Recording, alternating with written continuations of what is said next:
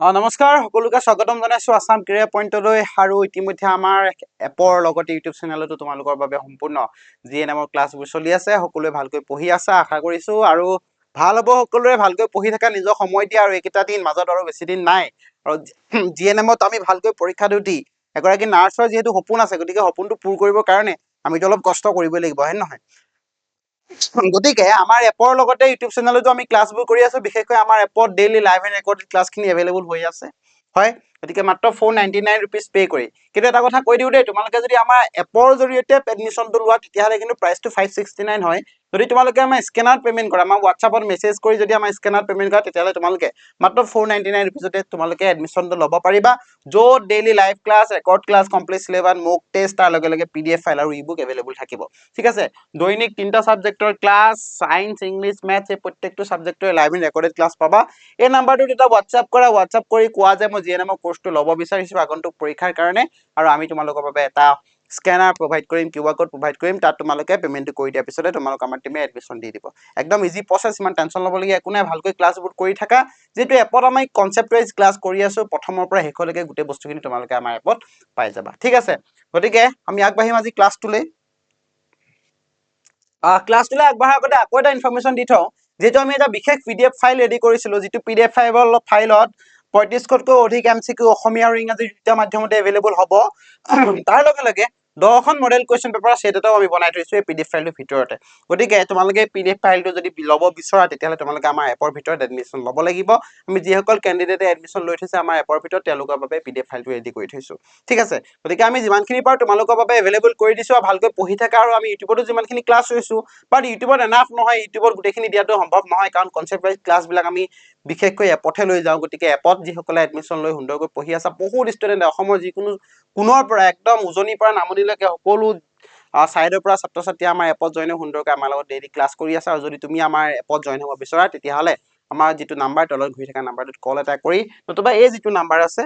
এই নাম্বাৰটোত কল এটা কৰি তুমি ধুনীয়াকৈ আমাৰ এপত জয়েন হ'ব পাৰিবা ঠিক আছে ভালকৈ পঢ়ি থাকা সপোন এটা আছে যিহেতু এবাৰ আমি সেই সপোনটো এবাৰ হেৰুৱাব আমি নোৱাৰো এবাৰ আমি এগৰাকী নাৰ্ছৰ দৌৰত আছো আৰু এগৰাকী নাৰ্ছ হ'মেই আৰু ঠিক আছে ওকে আমি ফাৰ্ষ্ট কোৱেশ্চনলৈ আগবাঢ়ো যেটো সায়েন্সৰ কোৱেশ্চন আমি আলোচনা কৰি আছিলো প্ৰথমটো কোৱেশ্চন কমেন্টত জনাবা দেই হেলাই কুকপেৰ কিহেৰে গঠিত হয়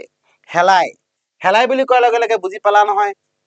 এলগি হেলাই বিলাক হয় নে নহয় সেই হেলাই বিলাকে কি কৰিব পাৰে নিজৰ আহাৰ নিজে প্ৰস্তুত কৰিব পাৰে হয় নে নহয় গতিকে হেলাই কুকবেৰ কিহেৰে প্ৰস্তুত কৰা হয় হল হেলাই কুকবেৰ প্ৰস্তুত কৰা হয় সেলুলোজেৰে ঠিক আছে cellulose is the correct answer ঠিক আছে সেলুলোজেৰে কি প্ৰস্তুত কৰা হয় হেলাই কুকবেৰ মানে উদ্ভিদৰ কুকবেৰখন কিহেৰে প্ৰস্তুত কৰা হয় সেলুলোজেৰে হেলাই বুলি কোৱাৰ লগে লগে তুমি এটো জানি থোৱাটো ভাল হ'ব যে উদ্ভিদৰ কুকবেৰ ঠিক আছে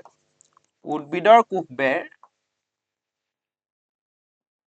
সেলুলোজেৰে প্ৰস্তুত কৰা হয় ঠিক আছে নেক্সট কোৱেশ্চনটোলৈ যাও ষ্টেপোমাইচিন প্ৰথমে কোনে পালে ভালকৈ মন কৰিবা ষ্টেপোমাইচিন was first obtained by প্ৰথমে কোনে এই বস্তুটো পাইছিলে ষ্টেপোমাইচিন ঠিক আছে কোনটো এনসাৰ কাৰেক্ট হ'ব কোনটো এনসাৰ কাৰেক্ট হ'ব চাৰিটা অপচন আছে যেহেতু চাৰিটা অপচন নহয় কোনোবা এটাহে কাৰেক্ট হ'ব গতিকে কাৰেক্ট এনসাৰ ইজ কি হ'ব ওয়াক্সম্যান ইজ দা কাৰেক্ট এনসাৰ ঠিক আছে ওকে নেক্সট প্ৰথম আৱিষ্কৃত এন্টিবায়োটিকটো কি এন্টিবায়োটিক মানে কি বুজি পোৱা তুমি হু ফাৰ্স্ট ডিসকভাৰ এন্টিবায়োটিক এন্টিবায়োটিক মানে কি যে বেমাৰৰ প্ৰতিৰোধৰ বাবে আমাৰ দেহত যদি ৰোগ হয় সেই ৰোগটো হৰুৱাবৰ বাবে ৰোগটো প্ৰতিৰোধ কৰিবৰ কাৰণে আমাৰ দেহত এটা এন্টিবায়োটিক দি দিয়ে ঠিক আছে বেজি এটা দি দিয়ে সেই এন্টিবায়োটিকটো খোৱাৰ লগে লগে কি হৈ যায় বেজি লোৱাৰ লগে লগে কি হৈ যায় কেতিয়াবা আমি এন্টিবায়োটিক মেডিচিনো খাও নহয় হয় নে নহয় সৰুতে আমাক এন্টিবায়োটিক দি দিয়া হয় যাতে পিন ফিউচাৰত সেই বেমাৰটো হ'ব নোৱাৰে এজ এক্সাম্পল অফ পলিঅ' বেমাৰৰ কাৰণে আমাক পলিঅ' এন্টিবায়োটিক দিয়া হৈছিলে হয় নে নহয় গতিকে প্ৰথম আৱিষ্কৃত কৰা এন্টিবায়োটিকটো কোনটো হ'ব পেনিচিলিন হয় নে নহয় পেনিচিলিন প্ৰথম আৱিষ্কাৰ কৰা হ'ল এটা এন্টিবায়োটিক ঠিক আছে বঢ়িয়া নেক্সট কোৱেশ্চনটোলৈ যাও এটা মৌলত কিমান ধৰণৰ পৰমাণুৰে গঠিত মৌল বুলি যেতিয়া কৈ দিয়া হ'ব মৌল যাক কোৱা হয় ইংৰাজীত এলিমেন্ট ঠিক আছে এলিমেন্ট মানে সিঙ্গল ওয়ান এটাই থাকিব তাত পৰমাণু তাত কেটা থাকিব এটা দুটা থাকিব নোৱাৰে কিন্তু যদি পৰমাণু দুটা থাকে H plus H এটা পৰমাণু এইটো H এটা পৰমাণু তেতিয়াহলে কি হৈ যাব H2 কিন্তু পৰমাণু নহয় H2 হ'ল এটা অণু গতিকে এটা মৌলত কিমান ধৰণৰ পৰমাণু গঠিত মাত্ৰ এটা এবিধ পৰমাণুৱে গঠিত হয় যেতিয়া বেছি হৈ যায় তেতিয়া সেইটো যৌগ বা কম্পাউণ্ড হৈ যাব ঠিক আছে নেক্সট কুৱেশ্যন বায়ু হৈছে কিহৰ উদাহৰণ air is an example of element compound mixer আৰু মেটেল বায়ুত বহু উপাদান থাকে হয় নে নহয় বায়ুত বিভিন্ন ধৰণৰ গেছবিলাক থাকে ধূলিকণা থাকে জলীয় বাষ্প থাকে গতিকে বায়ু হ'ল এটা কি মিক্সাৰ বা মিশ্ৰণ হ'বনে গতিকে বায়ু হ'ল কি এটা মিশ্ৰণ যৌগ নহয় কিন্তু দেই যৌগ কিয় নহয় যৌগ হ'লহেঁতেন যদি তাত কেৱল কেমিকেল প্ৰডাক্টবিলাক থাকিলেহেঁতেন ঠিক আছে কিন্তু তাত যিহেতু ধূলিকণাও আহি পৰিলে জলীয় বাষ্পও আহি পৰিলে গতিকে বায়ু কি হৈ পৰিলে মিশ্ৰণ হৈ পৰিলে ঠিক আছে ওকে নেক্সট তলত দিয়া কোনটো মিশ্ৰণ পানী লৱণ চেনি বায়ু এতিয়া যদি তুমি ভালকৈ চোৱা পানী বুলি কৈ দিয়াৰ লগে লগে কি হ'ব H2O মিশ্ৰণ হ'ব নোৱাৰে কাৰণ ই এটা কি হয় ৰাসায়নিক পদাৰ্থ ই হ'ল এটা যৌগ বা কম্পাউণ্ড ই হ'ল এটা যৌগ বা কম্পাউণ্ড সল বুলি কৈ দিয়াৰ লগে বিভিন্ন ধৰণৰ সল্ট হ'ব পাৰে NaCl ইয়াত দুটা বেলেগ বেলেগ মৌল আছে গতিকে ইও এটা কি হয় যৌগ বা কম্পাউণ্ড বায়ু বুলি কৈ দিয়াৰ লগে লগে মিশ্ৰণ হয় এইটো কথা তুমি জানা গতিকে বায়ু হ'ল কি এটা মিশ্ৰণ হল আৰু চেনি এইবিলাক কি হয় এটা পদাৰ্থ চেনি হ'ল এটা গোটা পদাৰ্থ মেটেৰিয়েলছ ঠিক আছে ওকে 7 নম্বৰ মৌলসমূহ কেনেদৰে প্ৰতিনিধিত্ব কৰা হয় যিবিলাক মৌল বা এলিমেণ্ট আছে সিহঁতক চিহ্নৰে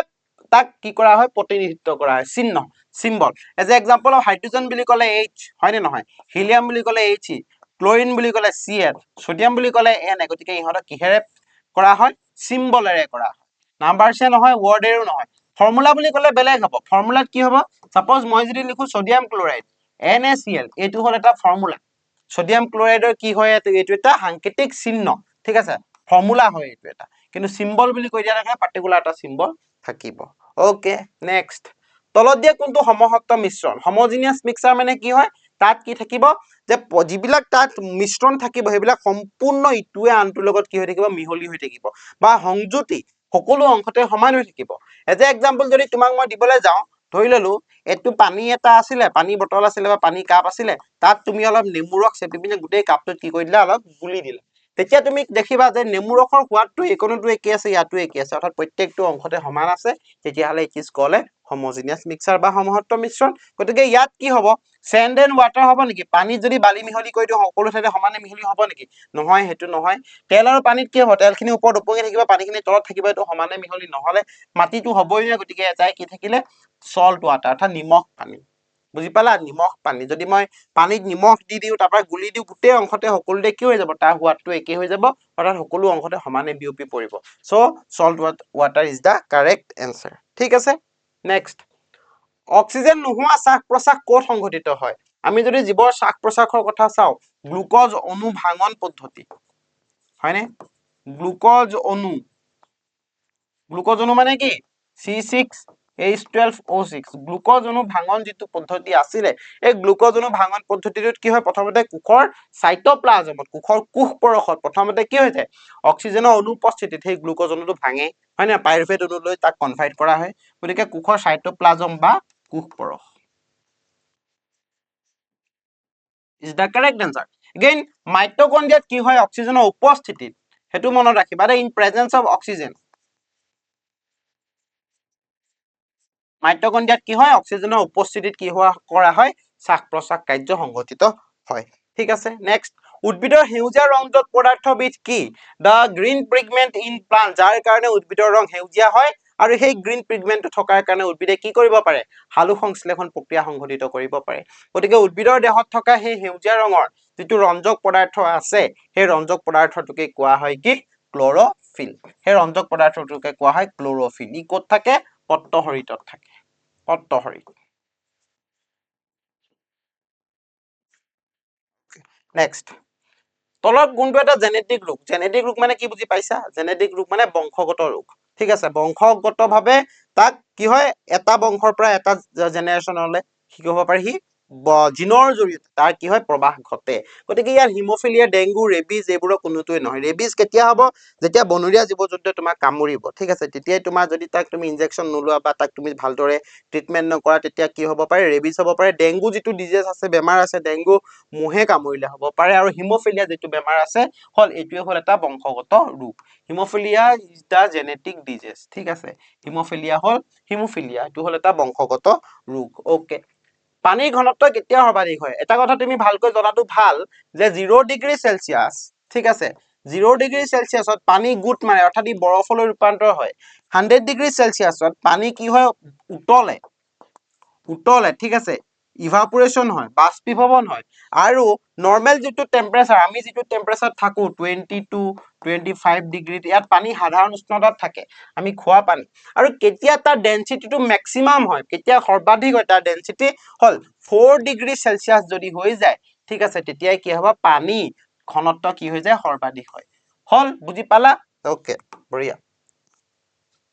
ওপৰলৈ নিক্ষেপ কৰা বস্তু কিহৰ বাবে পৃথিৱীলৈ ঘূৰি আহে তুমি যদি এটা বস্তু এবিলাক জিএনএমত আহিবলগীয়া বহুত ইম্পৰ্টেন্ট কোৱেশ্চন এবিলাক দে একদম বেসিক কোৱেশ্চন ঠিক আছে তুমি যদি মাটিৰ পৰা এটা বস্তু ওপৰলৈ দলিয়াই দিয়া বস্তুটো এটা সময়ত গৈ আকৌ তললৈ ঘূৰি আহিব ঠিক আছে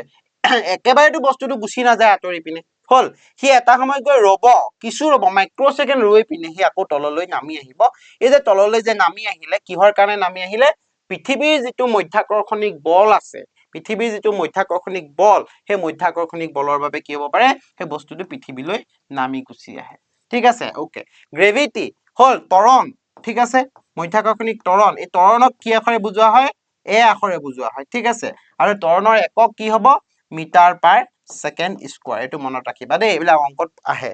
ঠিক আছে নেক্সট কোৱেশ্চন তলৰ কোনটো নোবেল গেছ নহয় নোবেল গেছ হয় বুলি কোৱা নাই ইয়াত নহয় বুলি কৈছে ইজ নট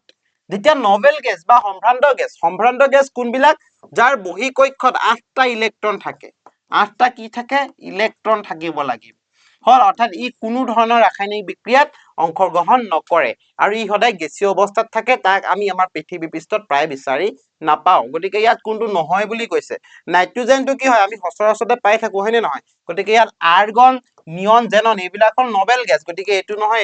নহয় এটাই থাকিলে অপচন কাৰেক্ট কোনটো নাইট্ৰোজেন কি নহয় এটা নোবেল গেছ নহয় বুজি পালা বাকি কিটা কি হয় এটা নোবেল গেছ হয় হল খাদ্য পেকেটত কোনটো গেছ ভৰ্তি কৰোৱা হয় এটো একদম বহুত ইম্পৰ্টেন্ট কথা আমি ৰেনচিডিটি বা দুৰ্গন্ধিতাৰ কথা শুনিছো নহয় আমি ৰেনচিডিটিৰ কথা শুনিছো ৰেনচিডিটি বা চৰ্বিৰ দুৰ্গন্ধিতা তেল আৰু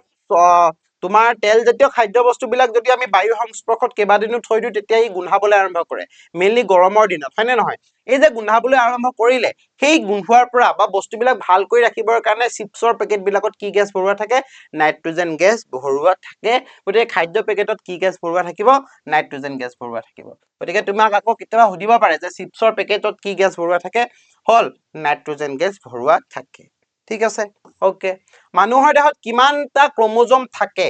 ওকে ইয়াত যদি তোমাক কয় কিমানটা আৰু যদি কেতিয়াবা কয় পেয়াৰ অফ ক্ৰোমোজোম পেয়াৰ হল যদি তোমাক কিমানটা বুলি কয় তেতিয়া হলে কিমান হ'ব 46 হ'ব आंसर কারেক্ট आंसर ঠিক আছে 46 কিমানটা আৰু যদি তোমাক হলে কিমান জোৰ হল কিমান জোৰ বুলি কলে তেতিয়া কিমান হ'ব 23 জোৰ হ'ব গতিকে তুমি প্ৰশ্নটো ভালকৈ চাই লবা তোমাক কি সুধিছে যে কিমানটা সুধিছে নে কিমান জোৰ সুধিছে জোৰ হলে দুটাই এজোৰ হয় নে নহয় গতিকে 23 জোৰত কেটা থাকে 46 ডাল থাকে হয় নে নহয় গতিকে কি হ'ব 23 জোৰ হ'ব আৰু কিমানটা বা কিমান ডাল বুলি কলে হ'ব 46 ঠিক আছে okay next question kinetic energy যাক কোৱা হয় গতি শক্তি হয় গতি শক্তিৰ একক কি এতিয়া গতি শক্তিক কি আখৰে বুজোৱা হয় ই মানে এনাৰ্জি কে মানে কাইনেটিক ই কেৰে কি বুজোৱা হয় গতি শক্তিক বুজোৱা হয় আৰু এই গতি শক্তি কোনটো আনসাৰ কাৰেক্ট হ'ব হল mgh বুলি কলে কি বুজা হয় ভৰ গ্ৰেভিটেশনাল গ্ৰেভিটি আৰু হল এটা উচ্চতা এটো হল তোমাৰ স্থিতি শক্তি ঠিক আছে স্থিতি শক্তি প্ৰকাশ ৰাখি হল mgh হল তাৰ পৰা তোমাৰ হাফ অফ mv স্কয়াৰ ঠিক আছে ইয়াত v ইকুৱেল ir টো কি বুজায় বাৰু এটো হল ওমৰ সূত্ৰ হলনে এটো হল কিহৰ সূত্ৰ ওমৰ সূত্ৰ আৰু half of mv square e k equal half of mv square m মানে ভৰ v মানে কি বস্তুটোৰ দ্ৰুতি ঠিক আছে এটো হল গতি শক্তিৰ প্ৰকাশ ৰাখি ঠিক আছে half of mv square is the correct answer গতি শক্তি প্ৰকাশ ৰাখি হল হাফ অফ mv স্কয়াৰ ঠিকে আছে মই বাৰে বাৰে তোমালোকক যে এটোৱে কওঁ যে আমি যেতিয়া ৰেকৰ্ডেড ক্লাছবোৰ তোমালোকলৈ দিও মই অলপ খৰকে যাওঁ যাতে তোমালোকক কম সময়ত মই বেছি ইনফৰমেশন প্ৰভাইড কৰিব পাৰো ঠিক আছে কম সময়ত যাতে বেছি ইনফৰমেশন তোমাক প্ৰভাইড কৰিব পাৰো কম সময়ত গতিকে হেতু ইম্পৰ্টেন্ট বস্তু ওকে তাৰ লগে লগে নেক্সট কোৱেশ্চন খাদ্যনলীত খোৱা সংকোচনৰ প্ৰসাৰণৰ চনলক কি বুলি কোৱা হয় খাদ্যনলী মানে অচফেগাছ হয় নে নহয়, আমি গ্ৰাহনলী বুলি কওঁ। আমি মুখৰ পৰা যেতিয়া খাদ্য বস্তু খাই পিনে গিলি দিওঁ, সেই বস্তুখিনি গৈ পিনে আমাৰ পাকস্থলীত পৰে। এই যিটো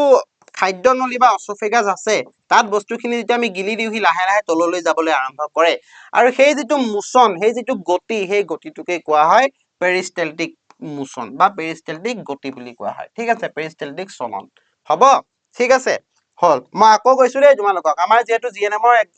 এক্সামৰ কাৰণে 28 জুনত যিহেতু জিএনএমৰ এক্সাম আছে, তাৰ কাৰণে আমাৰ ডেইলি ইউটিউব, আমাৰ যিটো ইউটিউব চেনেলটো চেনেলেই বাৰু, আমাৰ এপত ডেইলি কিন্তু ক্লাছখিনি হৈ আছে। তোমালোকে ক্লাছবোৰ এটেণ্ড কৰিবা। যদি এতিয়াও এপত এডমিশ্যন লোৱা নাই, সময় থাকোঁতে এডমিশ্যন লৈ লোৱা দেই, তোমালোকে ভালকৈ পঢ়িব লাগিব।